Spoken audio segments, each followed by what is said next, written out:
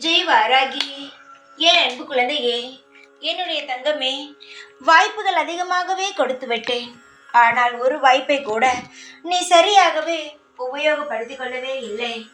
எப்பொழுதுமே சுதாரிப்பில்லாமல் நான் தரும் வாய்ப்பாக இருந்தாலும் சரி, அதை பயத்துடனேயே பார்த்து, இது என்னுடையது இல்லை, இது எனக்கான வாய்ப்பு அல்ல, இது நான் செய்யக்கூடிய வேலை அல்ல, இப்படி ஏதாவது ஒன்றை சொல்லி சொல்லி வரும் வாய்ப்புகளை தட்டி தட்டி விட்டு இப்பொழுது எப்படி தெரியுமா இருக்கிறாய்? வாய்ப்புகள் கிடைத்தால் தேவலாம், எந்த வாய்ப்பாக இருந்தாலும் அதை நான் ஏற்றுக்கொள்கிறேன். எனக்கு எப்படியாவது நான் வெற்றியடைய வேண்டும் என்று நினைத்து ஒவ்வொரு வாய்ப்புக்காக காத்து கொண்டிருக்கிறாய். வாய்ப்புகள் கிடைப்பதே அரிது. உனக்கு நிறைய வாய்ப்புகள் வாழ்க்கையில் வாழ கொடுத்தாச்சு. ஆனால் நீயும் இன்னும் என்னுடையதில்லை என்று சுதாரிப்பே இல்லாமல் இருந்தால் என்ன செய்ய முடியும் சார்? வாழ்க்கையில் எந்த அளவு நம் சுதாரிப்புடனும் இருக்கிறோமோ அப்பொழுதுதான் வாழ்க்கையில் அனைத்து விஷயத்திலும் நம்மால் ஜெயித்து வர முடியும். நீ என்னுடைய பிள்ளை, உனக்கு அனைத்தும் கிடைக்கும். நீ சுதாரிப்புடன் இருந்தால் அனைத்தையுமே சாதித்து விடலாம்.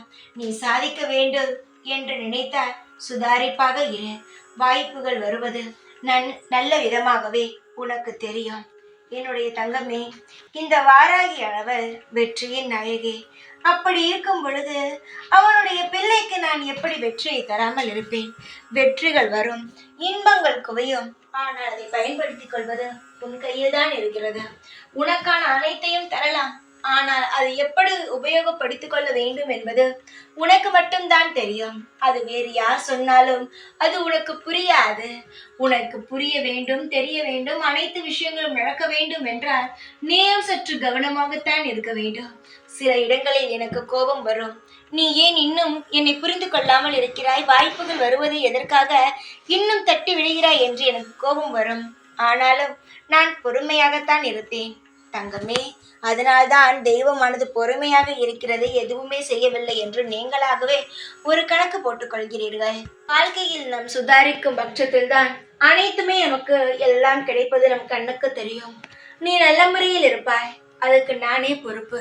நீ எப்பொழுதும் நல்லதாகவே யோசித்துக் கொண்டிரு. நிச்சயமாக நீ யோசிக்கும் நல்ல விஷயங்கள் உனக்கு கிடைக்கும்.